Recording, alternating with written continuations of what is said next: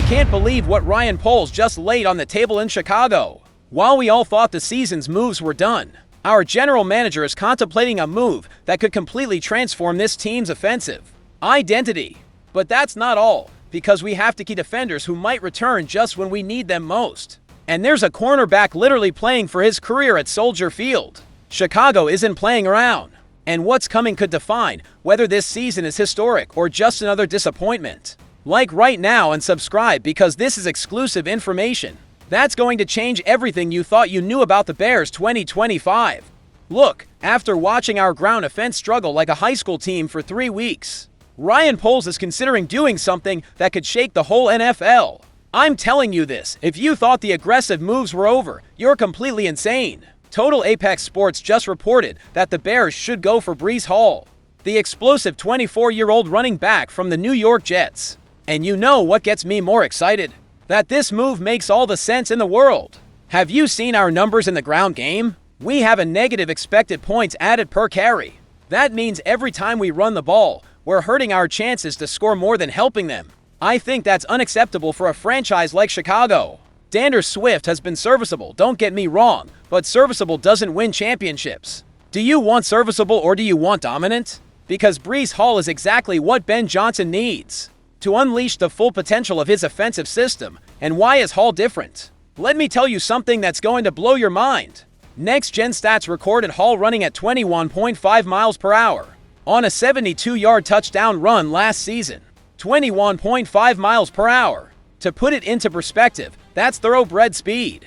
And he did it after fully recovering from an ACL injury. But you know what's most impressive? Hall isn't just speed. This guy has 220 pounds of pure muscle and can run between the tackles like a truck. He's the perfect combination of power and speed that we need to complement Caleb Williams' arm. I ask you, do you think it's a coincidence that Ben Johnson is considering this now? I think not. Johnson's offensive philosophy is based on multiplicity, movement, and a devastating play-action game. For that system to function at its peak, you need the legitimate threat of the ground game. And what better threat than a runner who can break any play for a touchdown? Hall would force defenses to put an extra safety in the box, which would mean one-on-one coverage for DJ Moore, Romo Duns, and Keenan Allen. That's a nightmare for any defensive coordinator. But here's the really smart part of this move. Hall isn't just a runner. He's a versatile weapon in the passing game. Throughout his career, he's proven to be a reliable receiver coming out of the backfield, capable of turning short passes into significant gains. Imagine the possibilities with Johnson designing plays for him. And the money? Brothers, here's where IT gets good. Hall is in the last year of his rookie contract with just $4.34 million. Against the salary cap, it's practically a steal. The Bears could acquire a premier talent without destabilizing their current salary cap structure. The move would essentially work as a high-impact rental, giving Ryan Poles and management the rest of the season to evaluate Hall's fit within the team's culture and offensive system. If he proves to be the dynamic force we envision, the Bears would be in a perfect position to negotiate a long-term extension before he becomes an unrestricted free agent in 2026. But why would the Jets consider this trade? Here comes the genius part. The Jets are 0-3, and their new general manager Darren Mauge has no personal connection with Hall because he didn't draft him. Do you think a new GM will commit millions to a running back when he can get valuable draft picks to build his vision of the team? The Jets have already committed massive extensions to Sauce Gardner and Garrett Wilson. With Hall's extension on the horizon, management will have to decide if they want to allocate a third major contract to a running back. Given the short lifespan and high injury risk associated with the position, they might prefer to trade Hall for a valuable draft pick now. The realistic proposal would be a conditional 5th-round pick for 2026. That escalates to a 4th-round pick if Hall reaches certain performance milestones, like 1,000 to 100 multi-purpose yards or 10 total touchdowns. This structure protects the Bears if Hall underperforms or gets injured, while still providing the Jets with a valuable asset for the future. I'm telling you this. If Ryan Poles isn't on the phone right now exploring this possibility, he's missing a historic opportunity. If that has you excited, get ready, because what's coming might completely change our next game. Brad Biggs from Chicago Tribune just gave an update on TJ Edwards and Kyler Gordon. That has all of Chi-Town talking. Do you remember how devastating it was to lose these two warriors? Edwards missed Week 1 with a hamstring injury, returned in Week 2 against Detroit, but was absent again against Dallas on Sunday. Gordon has been out since Week 2, and let me tell you, his absence felt like a gut punch against the Lions, but you know what makes me optimistic? That Ryan Poles and the medical staff chose not to put either of these guys on injured reserve. I think that means one thing: they are convinced the return is closer than we think. Biggs appeared on the Mullion Haw Show on 670 The Score and said something that gave me hope. I think they'll be limited when they return to the practice field. They'll try to gradually ramp up their intensity. You'd wonder if, when they get to a game, there will be some kind of pitch count. Do you understand what this means? The question isn't if they're going to return, but when. Biggs suggested it could be Sunday against Las Vegas or after the bye against Washington. I'm telling you, we need these to back ASAP. Do you remember what happened without them? 73 points allowed in 5 quarters against Minnesota and Detroit. That's not the monsters of the midway defense we know and love. Without Jalen Johnson, Kyler Gordon, and a limited TJ Edwards, we looked lost back there. Edwards is the brain of our defense, the field quarterback that organizes the entire secondary. Without him, our linebackers seem to be playing in mud, without coordination or communication. And Gordon, he's our most reliable cornerback after Johnson in man-to-man coverage. But look at what happened on Sunday against Dallas when our defense was more complete. 31-14, baby. The Cowboys couldn't do anything consistent in the air. Imagine what we can do with Gordon back covering the slot, and Edwards directing traffic from linebacker. I ask you, do you prefer these guys return with play limitations against Las Vegas, or wait until after the bye to have them at 100%? Because I think even a limited Edwards is better than no Edwards at all. Las Vegas doesn't exactly have the most intimidating attack in the league. Gardner Minshew or Jimmy Garoppolo don't cause me nightmares. But Davante Adams is still dangerous, and we need all the help we can get to contain him. Biggs also mentioned something crucial. They are optimistic that both players will return soon. I think the question is if soon is defined as Sunday or after the bye. Otherwise, they would have ended up on IR, and they can use all the help they can get right now. That's exactly what I wanted to hear. The organization is being cautious but optimistic. There's no panic. There's a structured plan for their return when they're really ready to contribute. And when you thought we covered everything important, here comes the news that could define the future of our secondary. Tyreek Stevenson had the game of his life against Dallas.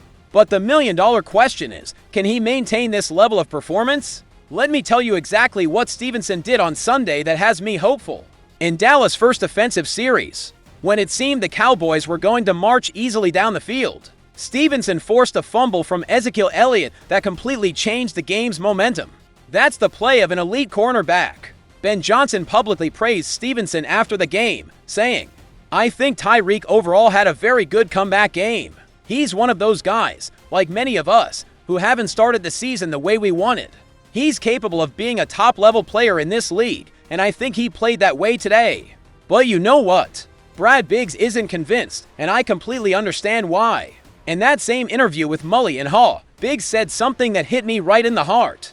We've seen too many ups and downs from Tyreek Stevenson up to this point to jump to the conclusion that this game is going to be a stepping stone to his return. And then came the analogy that sums it all up. Biggs said, you have some players that go to the airport and have their carry-on, and don't check any bags and pass through quickly. Well, Tyreek shows up with like 8 bags that he has to check. He has a lot of baggage. I think that's the perfect description. Stevenson has shown brilliant flashes, but consistency has been his biggest problem. Do you remember the first 2 weeks when he seemed lost in coverage? That's exactly the inconsistency we can't afford.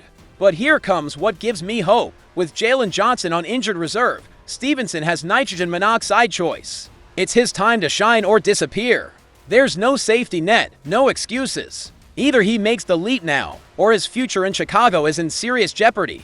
Biggs suggested that Stevenson needs to play as he did against Dallas for the next 5 games to prove he's really taken the leap this season. And I completely agree. One swallow doesn't make a summer, and one good game doesn't erase 2 years of inconsistency. But you know what I like about the timing? Next week we face Las Vegas, and their receiving cores that, honestly, doesn't scare me. Davante Adams is dangerous, but beyond him, they don't have threats that should terrify an NFL cornerback.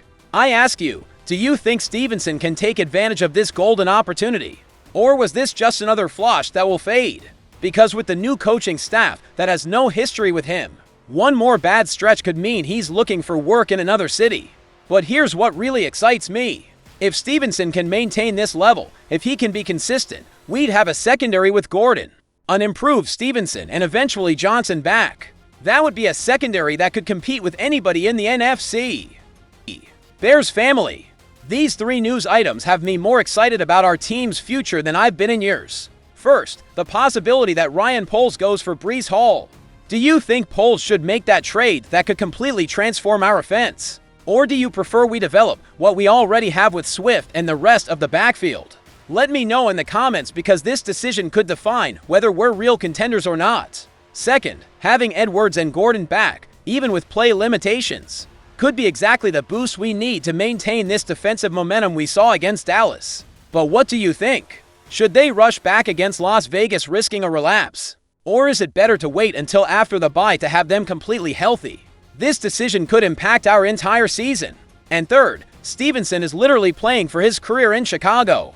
After years of inconsistency, he finally had the game we all knew he had in him. Do you think he can maintain this elite level that he showed against Dallas? Or was this just another flush that will fade like we've seen before? Your answer could determine the future of our secondary. But this is just the beginning, folks. Ryan Poles still has moves to make. Ben Johnson is just starting to show his offensive genius. And this season has the potential to be something special. I guarantee that tomorrow we'll have more explosive news about our Bears. And you know what? You're part of something special here. This community of Bears fans we've built is more than subscribers. We're family. A family that has suffered together through tough seasons, that has celebrated every small victory, and that is now ready to enjoy what could be the beginning of something historic in Chicago. If you like this video and believe these Bears can compete for the playoffs this season, give it a like. If you want to stay up to date with every move, every decision, and every in-depth analysis about our organization, subscribe and turn on that bell, because you can't miss a single update on what promises to be the most exciting season in years. Chicago's not playing, we're not playing, and together we're going to live every moment of this season. See you in the next video, and remember, bear down, always bear down.